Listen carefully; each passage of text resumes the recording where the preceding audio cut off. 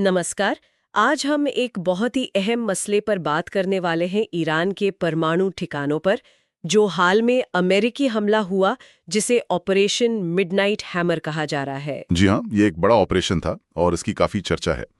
हमारी जो बातचीत है वो operation midnight hammer, Iran nuclear strikes नाम की एक रिपोर्ट पर आधारित है। बिल्कुल। और हमारा मकसद ये है कि हम समझे कि इस ऑपरेशन में हुआ क्या, क्या दावे किए गए, खुफिया एजेंसियां क्या कह रही हैं और इसके क्या नतीजे हो सकते हैं आगे। सही। तो शुरुआत करते हैं 22 जून 2025 से।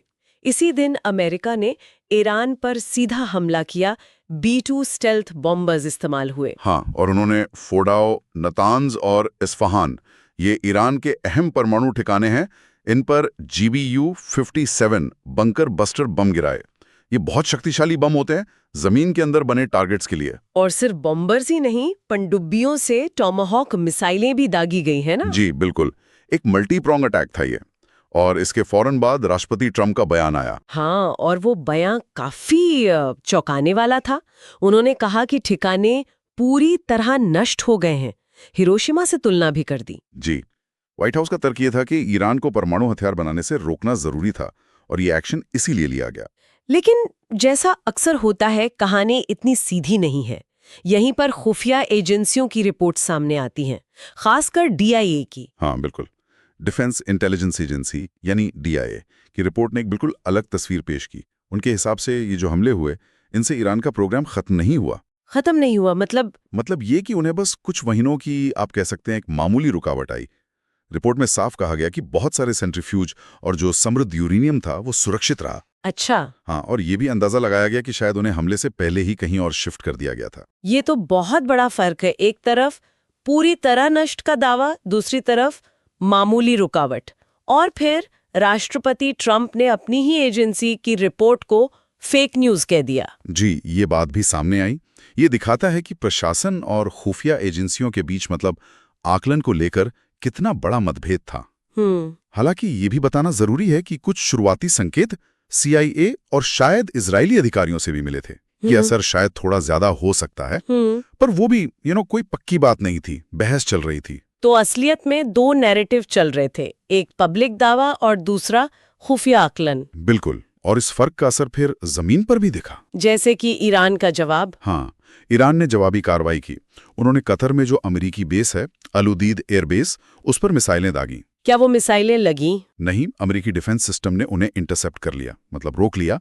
लेकिन ये एक साफ संकेत था कि ईरान चुप नहीं बैठेगा। और बात सिर्फ मिसाइलों तक नहीं रुकी, इसका असर तो ग्लोबल लेवल पर गया, खासकर हॉर्मुज़ जलडमरू मध्य को लेकर। सही कहा, ईरानी संसद ने एक प्रस्ताव पास किया, हॉर्मुज़ जलडमरू मध्य को बंद करने के लिए वोट किया। अब ये रास्ता दुनिया के तेल व्यापार के लिए बहुत अहम है। तो इससे तो ऊर्जा सुरक्षा पर चिंता बढ़ गई होगी पूरी दुनिया में। बिल्कुल, एकदम से तेल के बाजार में खलबली मच गई। फिलहाल एक नाजुक सी युद्ध विराम जैसी स्थिति है ईरान, इजराइल और अमेरिका के बीच, लेकिन तनाव बहुत ज्यादा है। अगर हम इसके दूसरे पहलुओं को देखें, जैसे फौजी नजरिए से या कानूनी तौर पर, फौजी तौर पर क्या ये सफल था? देखिए, बंकर बस्टर बमों ने यकीनन सतह पर और कुछ हद तक नीचे नुकसान पहुंचाया होगा, जाहिर है। लेकिन जैसा DIA ने कहा, जो मुख्य सेंट्रीफ्यूज फैसिलिटीज जमीन के बहुत नीचे थीं, वो शायद बच गईं। तो पूरी तरह सफलता कहना मुश्किल है। और कूटनीतिक और कानूनी तौर पर NPT जैसी संधियों का क्या? सी संयुक्त राष्ट्र की सहमति के परमाणु अप्रसार संधि यानी NPT को कमजोर करती है। कैसे कमजोर करती है? देखिए, NPT आपसी भरोसे पर आधारित है। जब कोई देश, खासकर इतना शक्तिशाली देश, खुद ही नियमों से हटकर कार्रवाई करता है, तो दूसरों का भी भरोसा कम होता है। ये ईरान जैसे देशों को शायद हथियार बनाने की तरफ और धकेल सकता है, ऐसा कुछ लोगों का मानना है। और अमेरिका ने जो आत्मरक्षा का तर्क दिया, क्या वो अंतर्राष्ट्रीय कानून के हिसाब से सही है? आत्मरक्षा का तर्क अक्सर ऐसे मामलों में दिया जाता है, लेकिन निवारक हमला यानी खतरे के अंदेशे पर हमला करना, इसकी वैधता पर हमेशा सवाल उठते हैं। अंतर्राष्ट्रीय कानून में इसकी इजाजत है या नहीं, इस पर बहुत बहस है, खासकर बिना UN सिक्योरिटी काउंसिल की मंजूरी के। तो कुल मिलाकर देखें तो ऑपरेशन मिडनाइट हैमर एक बहुत बड़ी सैन्य घटना थी, पर इसका असल प्रभाव क्या रहा, इस पर भारी मतभेद है। हाँ, एक तरफ सरकारी दावा है, दूसरी तरफ खुफिया आकलन, और इसके नतीजे भी हम देख रहे हैं। जवाबी कार्रवाई हुई, पूरे इलाके में तनाव बढ़ गया, तेल बाजार पर असर पड़ा और अंतर्राष्ट्रीय कानूनों पर भी सवाल खड़े हो गए। बिल्कुल। और ये हमें एक अहम सवाल पर सोचने को मजबूर करता है। किसी ऐसे ऑपरेशन की सफलता को आखिर कैसे परिभाषित किया जाए? सही बात है। खासकर तब जब शुरुआती दावे जमीनी हकीकत से इतने अलग हों और जो लंबे समय के जोखिम है, जैसे तनाव का बढ़ना, अप्रसार संधि का कमजोर होना, वो इतने ज्यादा हों। मतलब ये संतुलन कैसे साधा जाए सैन्य कार्रवाई, खुफिया जानकारी की सटीकता और वैश्विक स्थिरता के बीच, ये सोचना बहुत जरूरी है।